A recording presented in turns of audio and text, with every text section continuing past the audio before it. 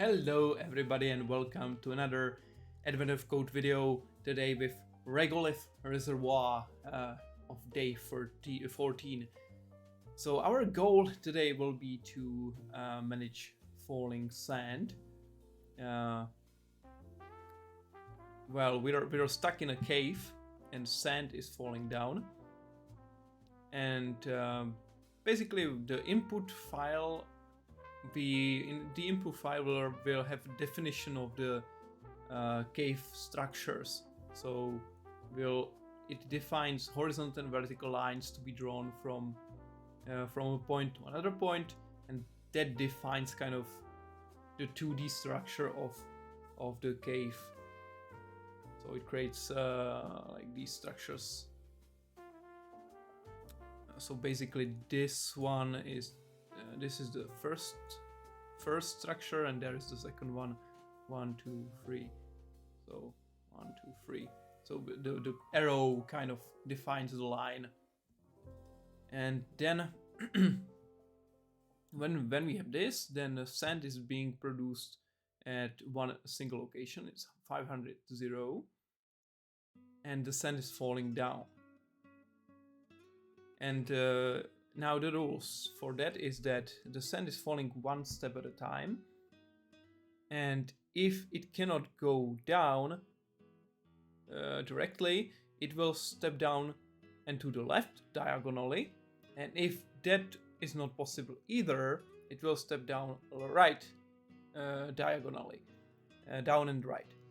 And if neither of that is working, it comes to rest and no longer moves. At which point a new unit of sand is created. So basically it's just a simple version of Tetris, kind of, where the piece is just one single unit and there are some blockers, like blocking areas. So yeah, that seems quite reasonable. So let's try to implement this. I will take not this input, but the simple input first. And I already prepared an empty file for this. I put it here. Let's do it. So let's create. Technically, we need to first figure out what are the dimensions. It's not completely clear what are the dimensions, but let's assume we force, like it starts pouring from 500, so let's assume it's 1000 horizontally and some but technically we can take the biggest number here as the vertical. So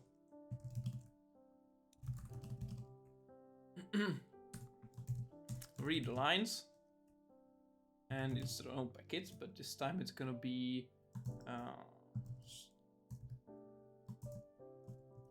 let's just assume some size. So let's do 1000 1000. So let's do this, and if we need more, we'll just adjust accordingly, but for now that seems like quite reasonable. So const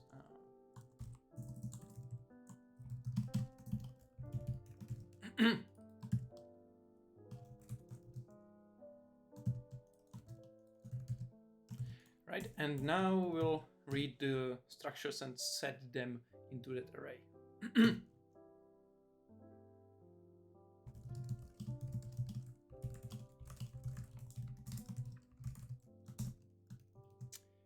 So how do we split this? We'd like to split this by this string.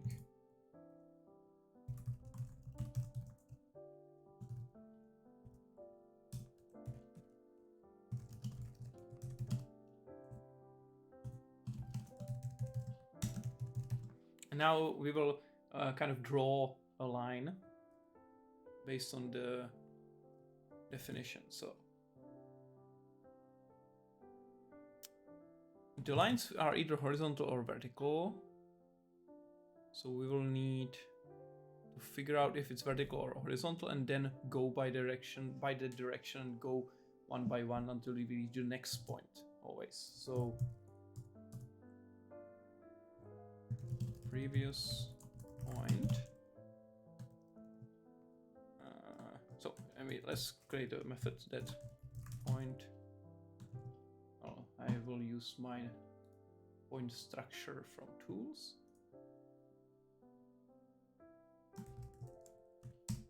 And we'll previous point parts 0. Oh, actually, let's create a method parse point string part, and now we'll do just split by comma and no, well, almost. So we'll have return. Let's do it like this. New point. Well, no, right. We need to parse, so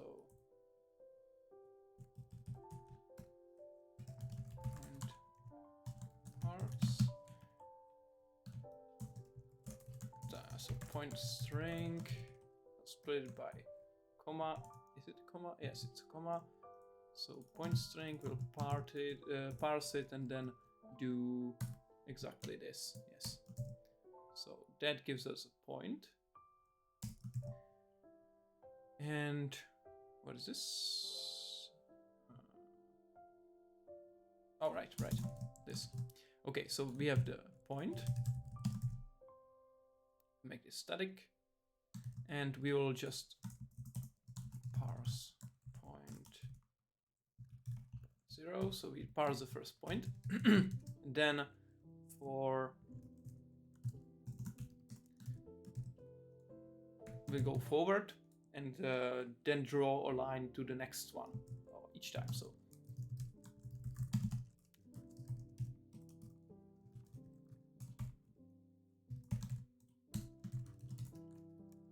previous point, target point. Now we do the drawing part. So it's gonna be, well, need to figure out the direction. So we will do, yes, kind of target point minus, but we need to, okay, let's do it like this. So point x.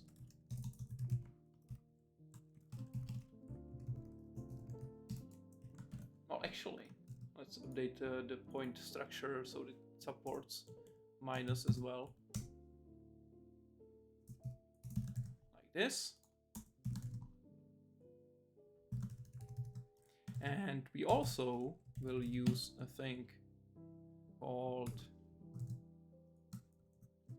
normalize. This method will take the values and kind of normalize them. So it's gonna be x divided by x and y divided by y. Unless it's 0, of course, which we need to handle.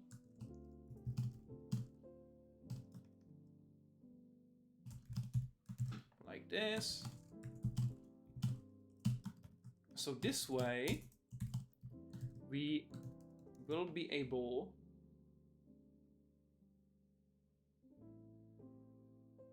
to get either 1 or minus 1. We need, okay, ups. So this way, we will get either 1 or minus 1 for the non-zero coordinates. So this will give us the direction of that point. So this way, do target point minus previous point normalize, and now we go 1 by 1. So, wow.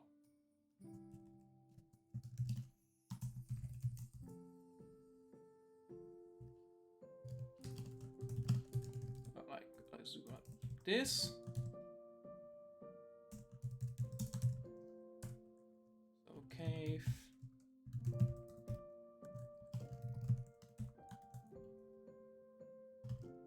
And we'll draw, yeah, this shape. They use also this shape, so that's good. And I'll just have to make sure that the starting point is marked as well. If it was just a line of a single line, length of 1. So this way will mark all the points, and then we always have to move the pointers in the direction.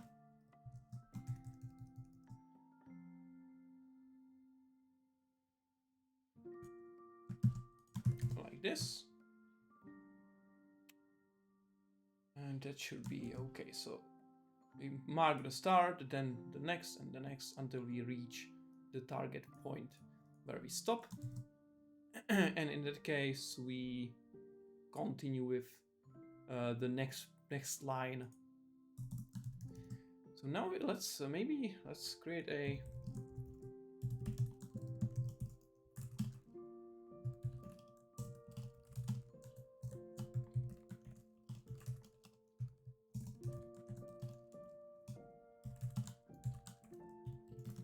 let's create a method that will output the cave just so that we can see how it looks.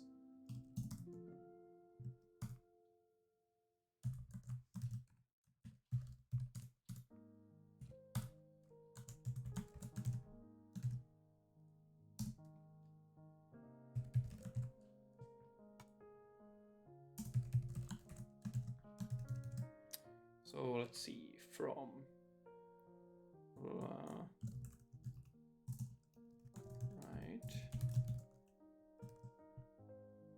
let's switch this so it's vertical first, and then we'll do console right line, so that we right line, and we'll just output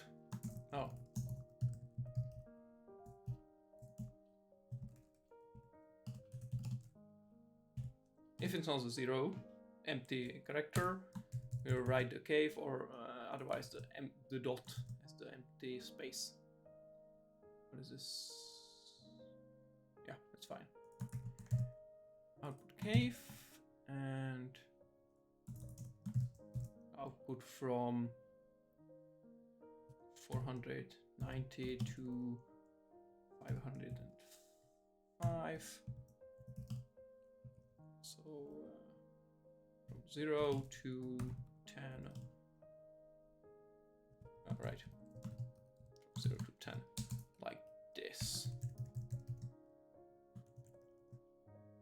So this should give us something similar to what we see in this visualization.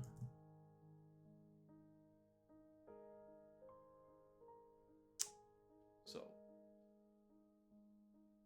let's confirm that.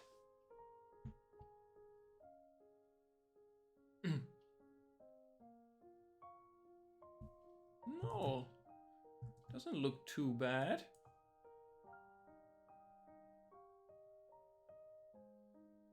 Actually, it looks kind of correct.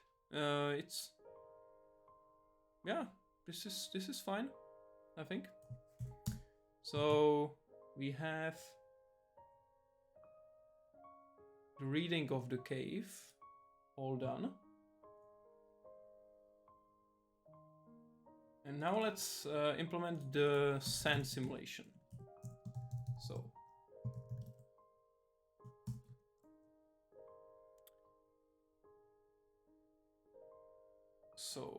we will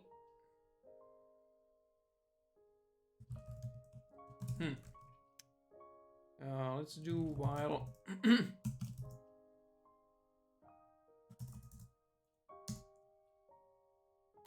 let's create a method that will drop sand, and this one will simulate the dropping of a sand. So we'll start the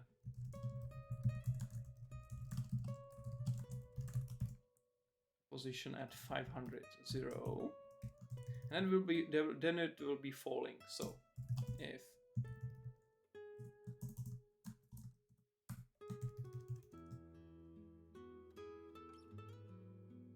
so it can move down or diagonally down to the left and to the right. So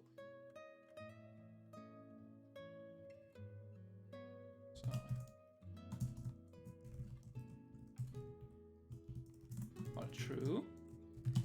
If current position is 0, if current position +1, so if it can move down, it will move down.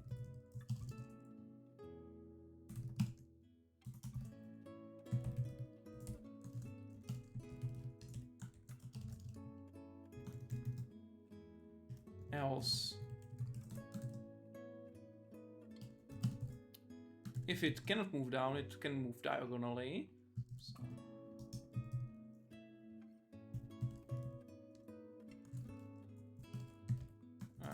to the left.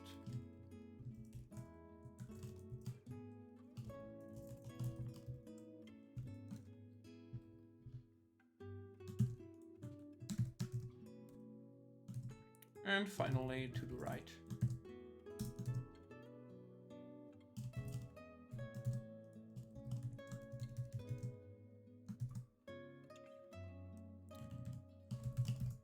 So the same condition here, +1, +1. And if none of those is correct, then it will rest. So let's return true.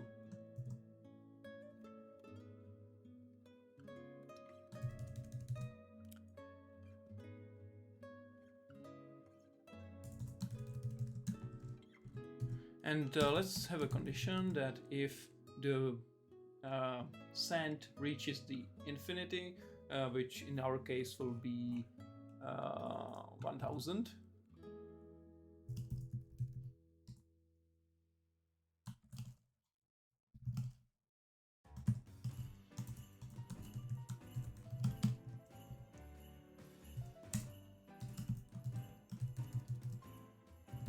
Then we say it's never stopped falling. So this should be good, and now we can start simulating. So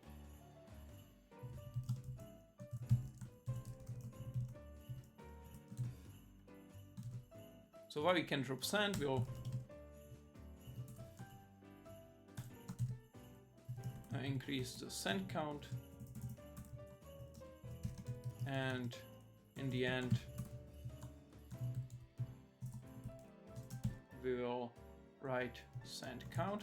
And what I forgot here, very crucial thing, is to write the sand at that final position. So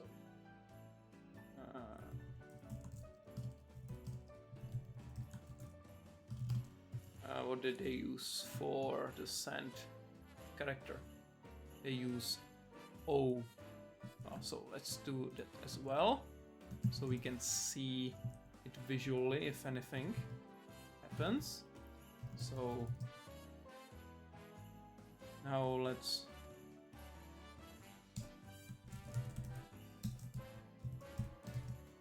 output cave from 490, 0 to 504 and 10, and I will, after each output, I will do console clear so that we can reuse it easily.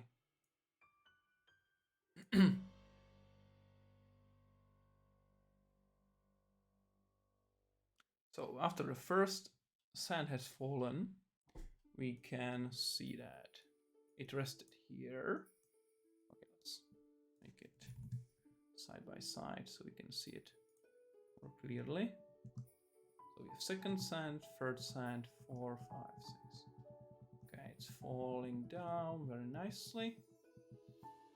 24. right? So 24 is correct. Okay, so let's try with the big one.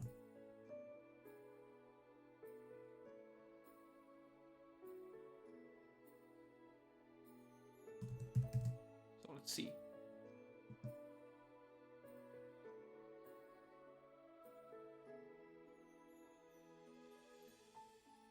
Oh, it's not very useful because the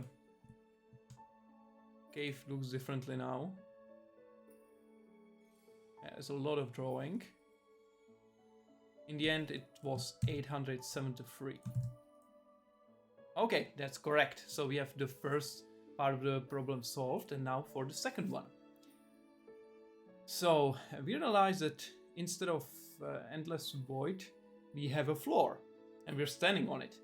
And so we assume that the floor is infinite horizontal line with y coordinate equal to 2 plus the highest y coordinate of any point in the scan. Okay, so we will need to make sure that we capture the highest y value. And in the example above, the highest y coordinate is 9, so the floor is at 11.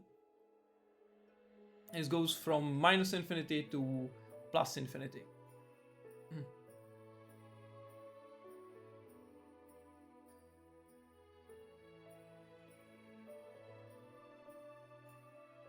And we need to find where it's safe to stand. So we simulate the sand falling until a unit of sand comes to rest at 500 and 0. Right. So this should be a small, like not a huge adjustment to the code that we have now.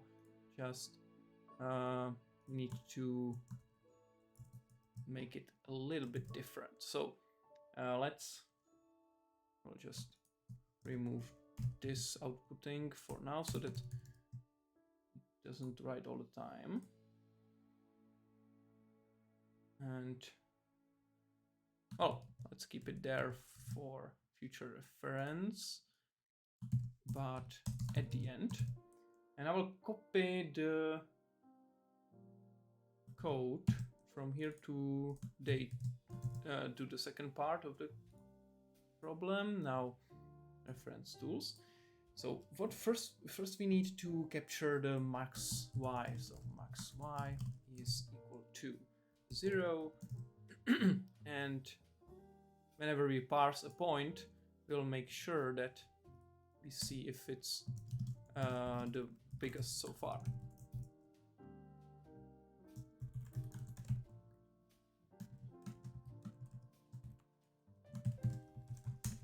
So this y, we'll do max y equals max y. So we find the maximum y coordinate. Right, it's static, so it cannot be static anymore. Now we will have the biggest y. And now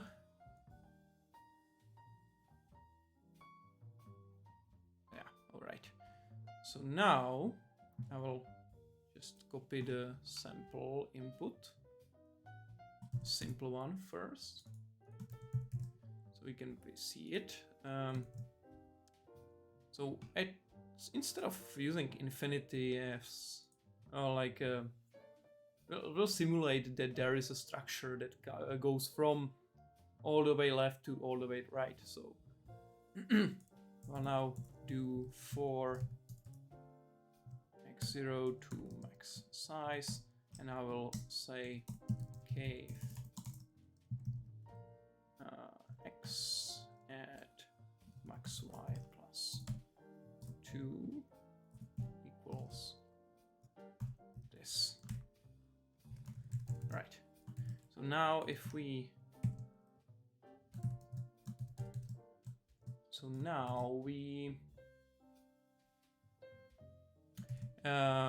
the drop send condition should be a different one.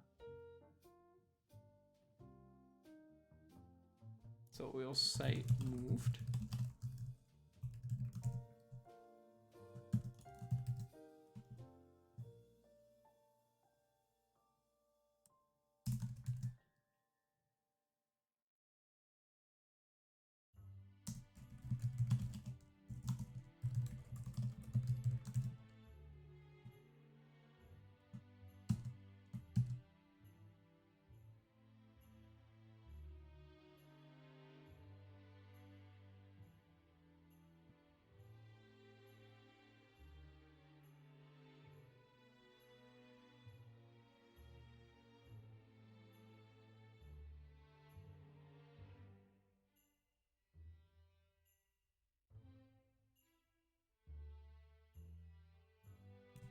Okay, we'll keep the position the same.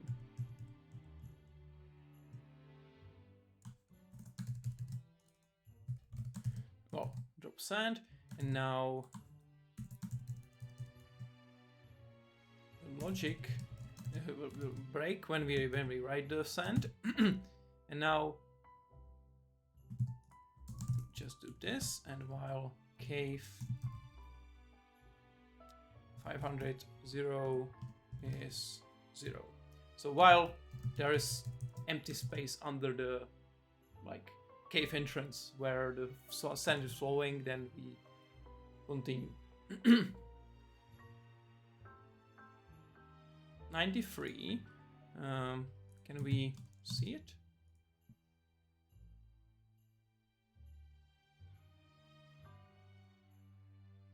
Right. Let's output more.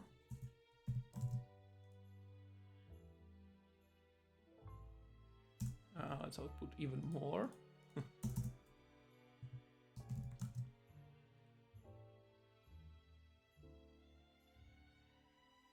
Yeah, that looks kind of like what we see in the output here. So, and 93 is correct. So let's see. I'll use the whole input and we'll see if that is the right solution that we have now. 24,813. And that's correct. Okay, good. So we have solved day 14. As usual, I will just push the changes. So day 14.